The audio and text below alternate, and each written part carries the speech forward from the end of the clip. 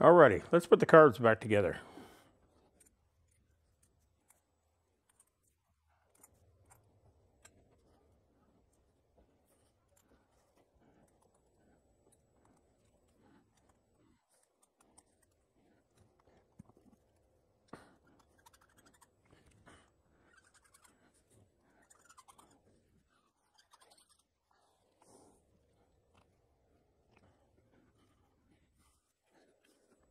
These are out of our new carb kits.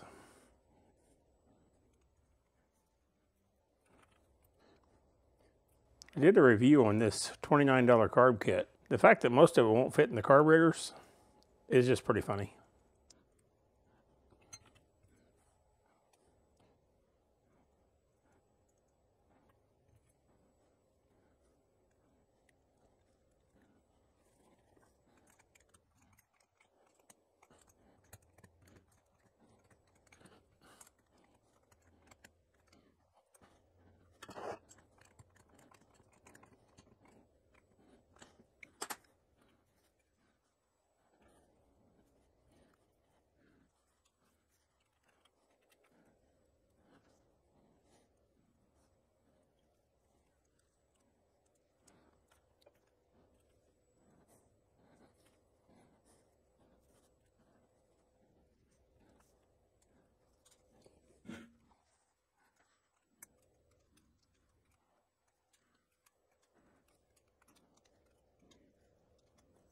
This is just barely higher on this end than this end, and it's pretty stinking good. Let's see if these will actually screw into the carb body. Spring, washer, O-ring. The washer saves the O-ring from the spring. It's an easy way to remember how it goes.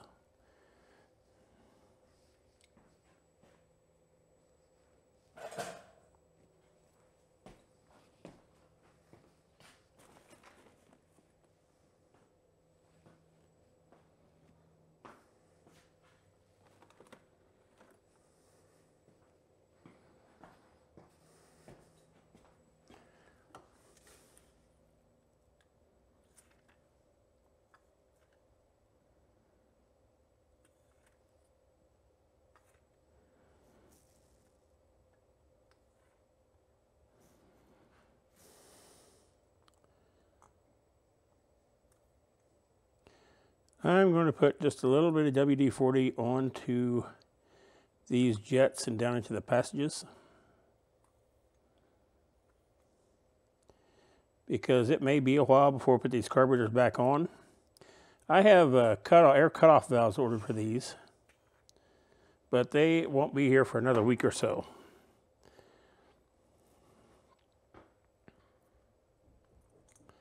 The air cutoff valves that come with this carb kit won't even fit in the hole in the carburetor. You can check out that video. These actually do seem to screw in here okay. They're at bottom. I'm going to turn these back out 3 turns. 1, 2, 3. That may seem just a touch excessive, but I know it's going to start and run there. Then I can dial them back in once I get it up and running.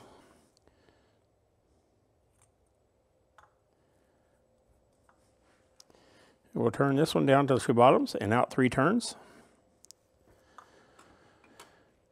Once again, don't get excited. 3 turns out may be excessive, but we can adjust it.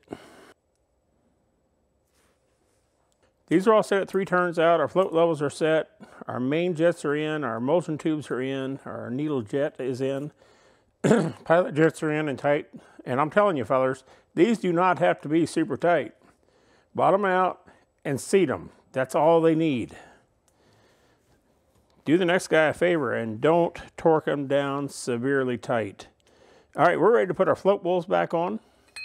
We got these here. Now, the thing you need to know about float bowls is one is way different than the others. This one has the accelerator pump in it, and it also has the vacuum port here. So this one will only go on one carburetor, which is this carburetor. He goes on here, and the accelerator pump is worked off this arm right here. And it pushes that rod up and down. So we're going to assemble this bowl first. And we're just going to lay it over the carburetor here. And we are going to pop that out of there because that is rock hard and crackly. We'll set our new one in here. Hopefully this is one piece out of the carb kits that will actually work. Looks like it is. If that sounded like a Nissan Xterra starting, it is. Now then, we'll put our diaphragm in here. Such as, like so, whatever you want to say. And our spring. Then we need our cap. This, we've made sure that all this, both of these check valves are in good shape. And if we spray just a little bit in here, you can see it come out there. And then the other one is just a passage into the float bowl. So we'll install this.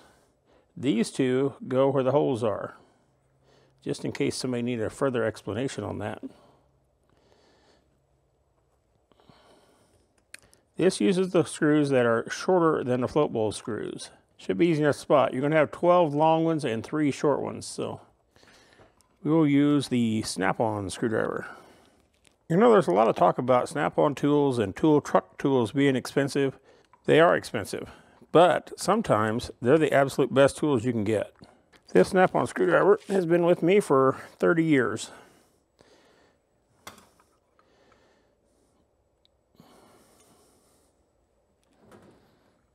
Now, let's go ahead and put our float bowl gasket on here and see how well it's going to stay in place.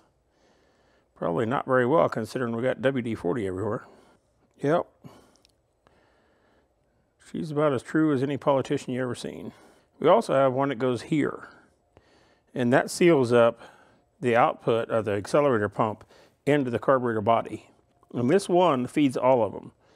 There should be an O-ring in here that is just about the right size for that. That's kind of good. That's no good. Let's unpack some of these others here. That'll have to do. Now,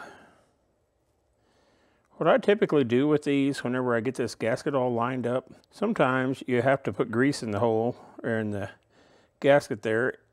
What was in there, you can see there's remnants of something they put in here. And that is a kind of a shellac-type compound that holds that gasket in place while they're assembling these at the factory. And all you really need to do is put a little bit of either grease in there, or you can use the, sometimes I use the Honda grip glue, and it works pretty good. Now, since I don't trust all that to stay in place as I put turn it over to put it on the carburetor body, I am going to turn it over and put it on the carburetor over and put it on it. Let's take a look. That side looks good. That side looks pretty good too. All right, these are the longer screws.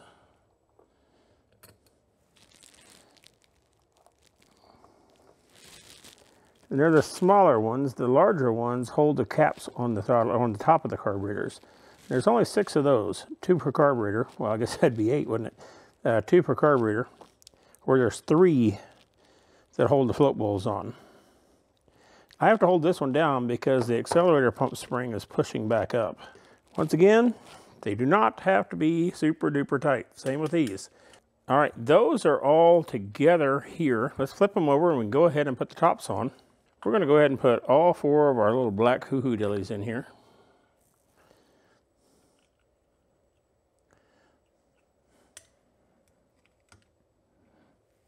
Once again, just seat them. These don't have to be super duper duper tight.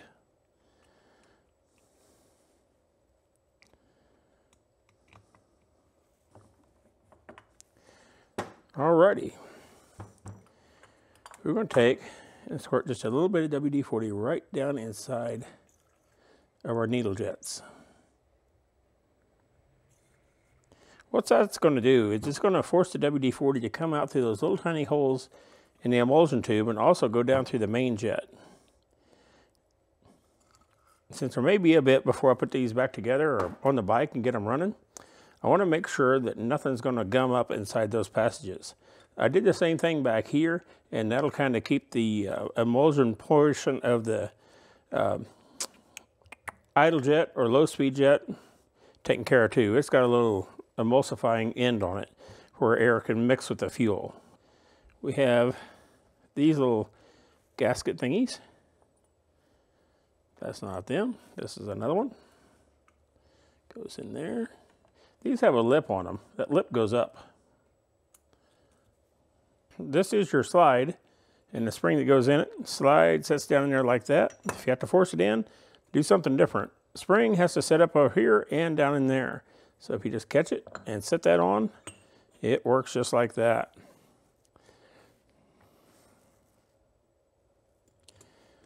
The other three I've already gotten assembled, and then I looked up and I saw that, oh my goodness, the camera battery was dead. So I shoot with a Canon M50, and the battery is okay, but it doesn't last as long as I would like for it to. Of course, I'd like for a battery to never go dead, so there is that. Those are on. These carburetors are as simple as they're going to get for now. I got to put the diaphragms on them. These air cutoff diaphragms, and they're on the way. I got them coming, but they're not here yet. The ones that come with our carb kit, they just don't fit. Well, we got us some new D-cell diaphragms. These sweethearts were also from Evil Bay, but they do fit in. So we're already way ahead of where we were. Now we need to peel these O-rings out.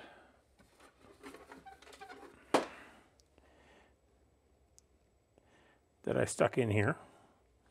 And we're going to use the ones that come with the kit because they're thicker.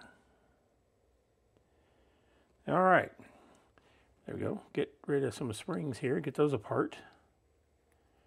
Those are the springs that go between the carbs, but it's nice to have them. That sits on there like that. This O-ring must be in place, and that right there has to go in the middle of that spring. So if you set him on there,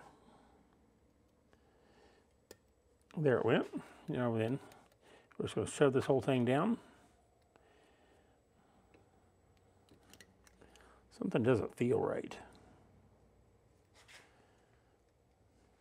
As I told you before, if it don't feel right, it's probably not right. Back up. I'm going to push this down like so and make sure it's about the same distance all the way around. Then we'll start a couple of screws in here. Still holding this down, maintaining pressure on it. Like so.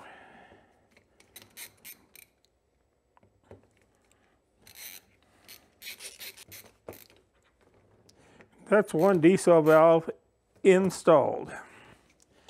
Now what we got to do is do that 4 more times. All right, there we go. All righty, let's put some carbs back in this thing.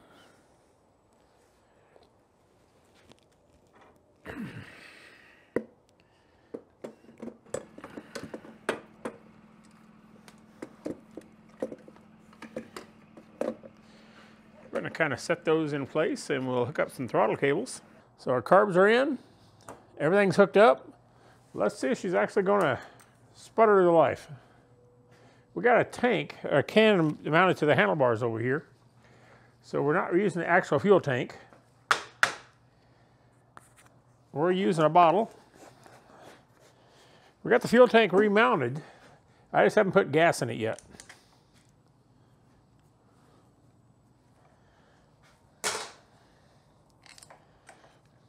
Uncrimp our lines, hit the button.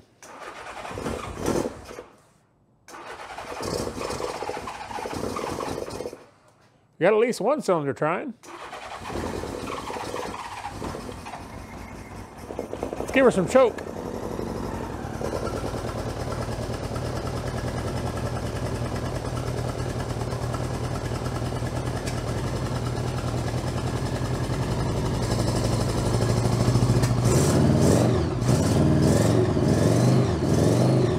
Coming around.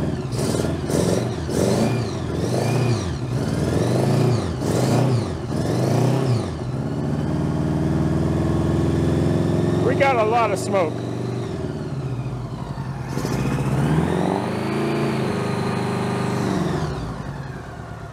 Let me show you what I'm talking about here.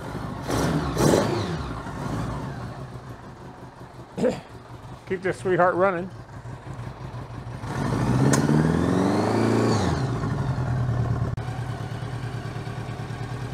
Anyway, she's doing a little breathing.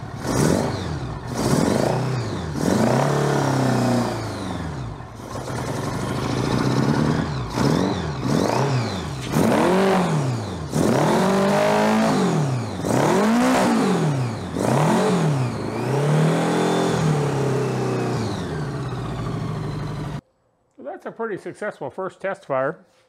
Yeah, I know she's got some smoke coming out. Remember, this thing was about this full of gas and oil whenever we had it in here before.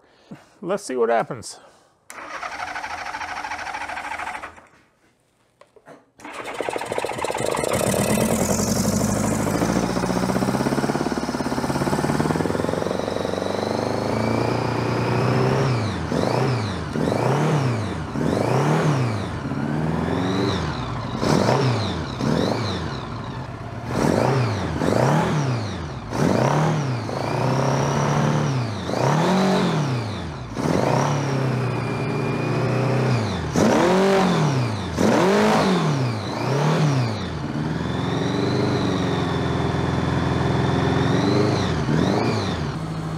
She just keeps smoking.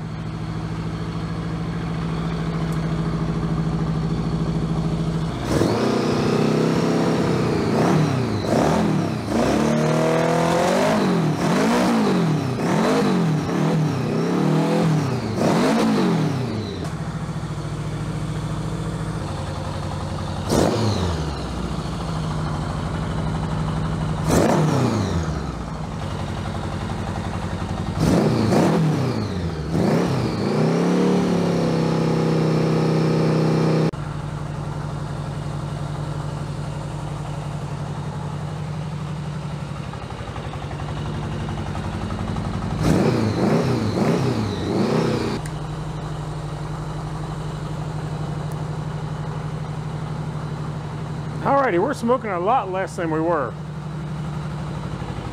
Our right bank still has some smoke to it. The left one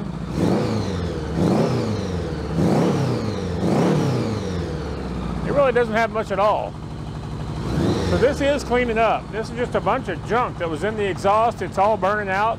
You can see we're way down on smoke compared to where we were a while ago. So I about got all the crap burned out of the exhaust. I don't think there's anything wrong with the engine. I think that's all in the exhaust.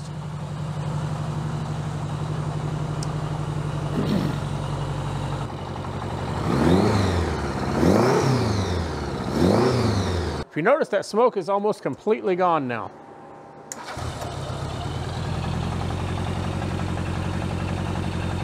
Just a little bit of it left. Let me rev it up, you can see what we got. We were making clouds of smoke a while ago, but now we're in pretty good shape. Thanks for watching. Make sure you subscribe, hit the bell, and if you have any questions, don't hesitate to leave them down below. I'll be happy to answer them. Thanks for watching, and God bless.